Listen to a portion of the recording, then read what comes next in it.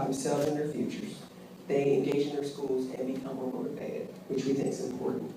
And as a part of my job, I get to go around and talk to different businesses and different folks who want to invest in our communities. And we hear over and over again, we need people who can communicate, people who can think, people who can collaborate. So basically, we're all talking about the same thing, 21st century skills within our business.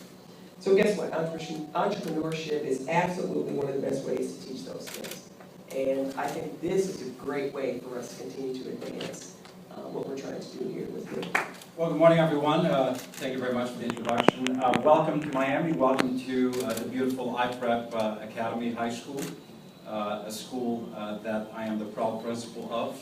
I am joined here today, and I'll ask him to actually come up in a little bit and say a few words. Mr. Carlos Corbello, school board member. What you're contributing to is making our children, giving them the skill set, the capacity to function in this new world. It is truly priceless, and it's very exciting. I'm honored to be here with you this morning. Thank you. That through technology, we can just explode that, and we can truly bring nifty and connections with our business community to our students. You can nod your head if that makes sense. Does that make sense, guys? Yes.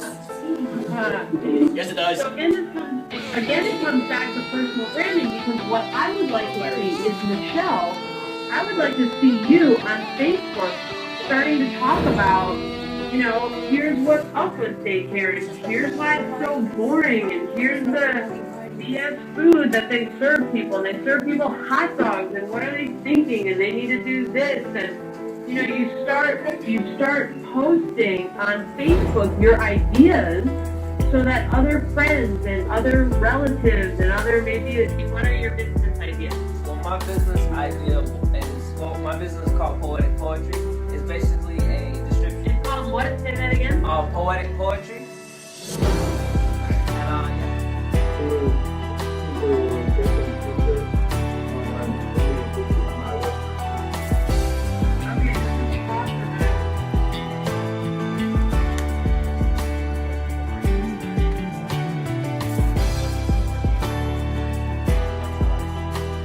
I feel it's a way to spread information around the globe, because you don't have to be in the same area to communicate. You can speak with people from around anywhere in the world.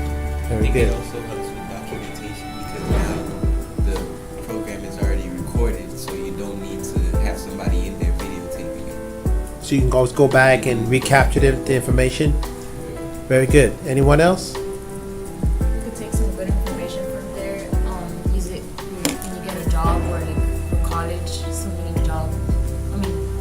college applications to get something. I think it also helps spread out your idea and get other people's opinion about whether your idea could go a good way or bad. Very good. Very good. Say that again. Okay, so do's and don'ts. Okay. Do you guys see this as a wave of the future? Yes, very much. Okay. Does it make learning fun? It makes it easier. It makes it easier to communicate, and then you can see other people, all types of other people that you communicate with, see how they are, see how you are, come up with new ideas and everything else. Just expand the rate. So it gives room for more collaboration. You use technology in your classroom? Daily. Daily on what?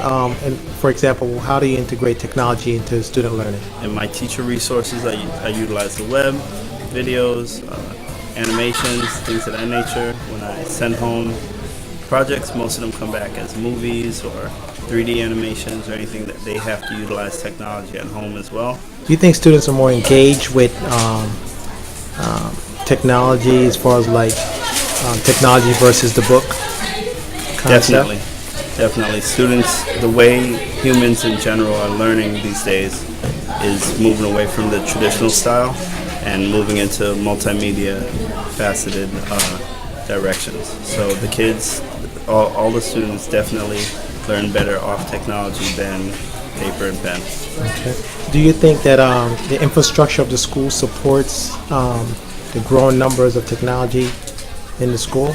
In past years, it's been a little slow and it's been a struggle, but I do see a huge change, and I think that administration as well as downtown sees a big need for us to beef up the technology here within school, and they have made a lot of changes to utilize that.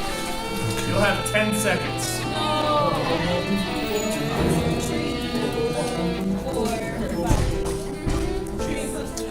Integrating technology into the curriculum is really a powerful tool. I've seen it implemented to where it has had positive effects on student engagement, student learning, student performance. It's all a matter of who is actually integrating it. The person that's integrating the technology must be comfortable with the technology. For example, one of our geometry teachers has found different ways to integrate technology, and last year he had a 99% passing rate on the geometry end of course exam. So it is a very powerful. Education has prepared my students for the real world, the job world outside. And from the experience they gain here, they're able to leave and get entry-level jobs. And most of them are employed in hospitals, nursing homes, diagnostic centers. So it is very important that they get placed, and that is the goal of one of the CTE.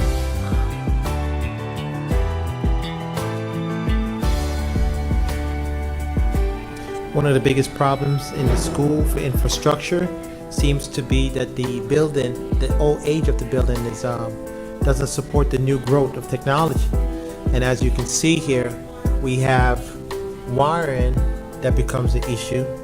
We also have electrical socket, because this is one of the rooms we're trying to turn into technology room. And basically this is an old boomers, baby boomers are leaving, and we got the new generation coming in. And as you can see, this is an issue as far as infrastructure. We still have to develop baby stage. Funding needs to come in more into the school system to help develop and support the growth of technology integration into the school system.